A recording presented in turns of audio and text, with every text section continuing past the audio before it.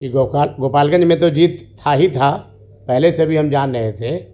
और कहाँ कहाँ वोट का रेशियो जो पहले था वो इस बार है कि नहीं है, कितना कम वोट हो गया, जीत का मार्जिन कितना कम हो गया लोगों का, ये लोग समझ सकते हैं। राष्ट्रीय लोक जनशक्ति पार्टी, चिराग पासवान जी की पार्टी और बीजेपी, ये जो गठबंधन बना करके जो आगे भी चुनाव लड़ने की जो तैयारी होगी, उसका परिणाम बहुत अच्छा होगा।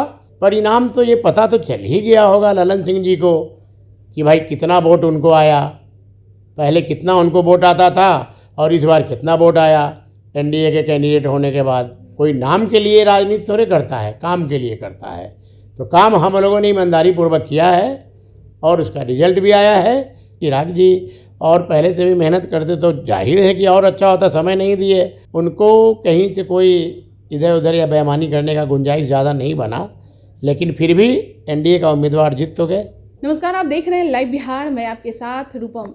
हमारे साथ सुनील सिन्हा जी जुड़े हुए हैं जो कि राष्ट्रीय लोक जनशक्ति पार्टी से हैं। सुनील सिन्हा जी, हमें ये जानना था कि अभी मोकामा और गोपालगंज दो जगह चुनाव हो गए, रिजल्ट भी आ गया, लेकिन जिस तरह से मोकामा में कही जा रही थी, बार बार अनंत सिंह के लोग कह रहे थे कि इस बार बीजेपी की जमानत भी जब्त हो जाएगी, लेकिन परिणाम सबके सामने है।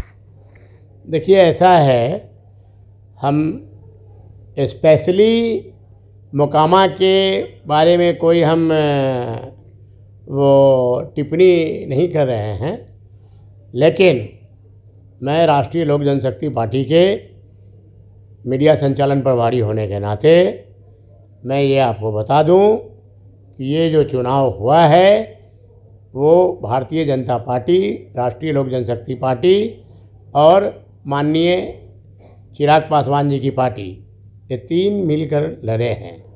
और तीन पार्टी मिलकर लड़े हैं बीजेपी के साथ। तो ये आपको मैं बता दूं कि गोपालगंज में तो जीत था ही था, पहले से भी हम जान रहे थे। और कहाँ कहाँ वोट का रेशियो जो पहले था वो इस बार है कि नहीं है, कितना कम वोट हो गया, जीत का मार्जिन कितना कम हो गया लोगों का, ये लोग समझ सकते हैं। इसलिए किसी व्यक्ति विशेष का नाम या कहीं प्लेस का नाम के ऊपर हम कोई ऐसा टिक्का टिप्पणी नहीं कर सकते हैं, लेकिन इतना हम आपको ज़रूर बता देंगे कि बीजेपी का ज़मीन और स्ट्रेंथ जो हमारे गठबंधन पार्टी हैं, राष्ट्रीय लोक जनशक्ति पार्टी के और माननीय चिराग जी का, ये तीनों पार्टी बिहार में अपनी शक्ति दिखा चुकी है। और आने वाले जनरल इलेक्शन में क्या रिजल्ट होगा ये आप समझ सकते हैं। इसलिए ज़्यादा हम कुछ नहीं बोल पाएंगे, लेकिन इतना ज़रूर बोल पाएंगे कि राष्ट्रीय लोक जनशक्ति पार्टी, चिराग पासवान जी की पार्टी और बीजेपी, ये जो गठबंधन बना करके जो आगे भी चुनाव लड़ने की जो तैयारी होगी, उसका परिणाम बहुत अच्छा होगा और अच्छा सपोर्ट भी। सुनील जी, मुझे ये जानना था कि अभी जिस तरह से ललन सिंह जो कि बीजेपी से उम्मीदवार, उनकी पत्नी सोनम देवी हुई थी, हारने के बाद वो लगातार यही कहते नजर आ रहे थे कि बीजेपी का वहाँ पे कोई ये नहीं था, लेकिन इस बार बीजेपी अकेले ये खड़ा हुई। टाइम हम लोगों को कम मिला, अगर चिराग पासवान पहले जाते तो जाहिर सी बात है हम लोग को ज़्यादा वोट मिलता और शायद हम लोग जीत जाते। लेकिन पशुपति पारस का तो नाम वहाँ पे कहीं पे नहीं आ रहा है, क्योंकि वो भी पार्टी में थे, कभी भी प्रचार वगैरह के लिए वो नहीं पहुँचे।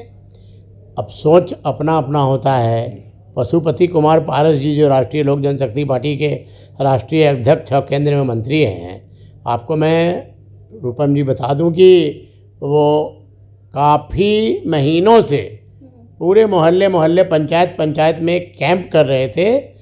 और हमारे सूरजभान जी जो पूर्व सांसद हैं, कई और भी पूर्व विधायक, वरीय नेता, सब लोग कैंप कर रहे थे। तो कैंप करने का परिणाम तो ये पता तो चल ही गया होगा ललन सिंह जी को कि भाई कितना वोट उनको आया, पहले कितना उनको वोट आता था और इस बार कितना वोट आया एनडीए के कैंडिडेट होने के बाद। इसलिए इस पर ज़्यादा दिमाग लगाने की ज़रूरत नहीं है कि पारस जी का नाम नहीं आया और ये नहीं हुआ। कोई नाम के लिए राजनीति थोड़े करता है, काम के लिए करता है। तो काम हम लोगों ने ईमानदारी पूर्वक किया है और उसका रिजल्ट भी आया है। और आगे आने वाले दिनों में हम लोग अच्छा से अच्छा परफॉर्मेंस यानी कि देंगे। आपको लगता है कि चिराग पासवान अगर पहले इस पार्टी में आ जाते तो जीत आप लोगों की होती? ऐसा कहना कोई ज़रूरी नहीं है। चिराग जी और पहले से भी मेहनत करते तो जाहिर है कि और अच्छा होता। समय नहीं दिए। जितना राष्ट्रीय लोक जनशक्ति पार्टी की तरफ से पहले से मेहनत कर रहे थे लोग, उस तरह से उनको भी आना चाहिए था, या बीजेपी के शीर्ष नेता को अगर ऐसा करना भी था तो और पहले से करना चाहिए था, तो मे भी कि कुछ और अच्छा होता। गोपालगंज की क्या आप स्थिति बताते हैं? गोपालगंज में साधु यादव को वोट कटवा देखिए, कहा जा रहा है। गोपालगंज में तो वोट कटवा कहिए या जो कहिए, वो जो भी वोट कटा है एनडीए का वोट कटा है, और ज़्यादा वोट से हमारे जो एनडीए के उम्मीदवार हैं गोपालगंज में वो जीत थे। लेकिन उनको कहीं से कोई इधर उधर या बेईमानी करने का गुंजाइश ज़्यादा नहीं बना, लेकिन फिर भी एनडीए का उम्मीदवार जीत तो गए। मात्र 1700 वोट। अरे भाई 1700 नहीं, 2 वोट से भी जीतते तो जीत कहा जाता ना। एनडीए का उम्मीदवार जीत गया ना। सारे गवर्नमेंट और सारे सरकारी प्रणाली के रहते हुए बाई इलेक्शन हुआ, उसमें जीत गए ना जी, हो गया। तो टक्कर दे दी ना। अब टक्कर कौन दिया क्या दिया वो तो समय बताएगा। ये तो 2 सीट का उपचुनाव में आप टक्कर और पहलवानी और कुश्ती यही सब का बात कीजिएगा, तो ये बोलना अच्छी बात नहीं है। साधु यादव ठान लिए हैं कि अब जो तेजस्वी यादव उनके भगिना है उनको अब मुख्यमंत्री वो नहीं बने देंगे। कुर्नी हो या कहीं हो, हर जगह विरोध करेंगे। अब वो उन लोगों का इंटरनल कला है। साधु यादव जी जाने, तेजस्वी यादव जी जाने, उस पर हमको कुछ नहीं टिप्पणी करना। बहुत बहुत धन्यवाद। तो सुनील सिन्हा हमारे साथ जुड़े हुए थे, और जैसा कि यह कह रहे हैं कि मोकामा में इन लोगों का ज़मीन अच्छा खासा तैयार हो गया है, क्योंकि बीजेपी का इस बार खुद अपने दम पे कैंडिडेट खड़ा की थी और उनका ज़मीन तैयार हो गया है। और जो नेक्स्ट बार जो चुनाव होगा उस बार बीजेपी अच्छे तरीके से जो गठबंधन है विरोधी पार्टी को दिखा देगी। चलिए फिलहाल के लिए बने रहें लाइव बिहार के साथ। धन्यवाद। लाइव बिहार यूट्यूब पर सब्सक्राइब और फेसबुक पर लाइक जरूर करें।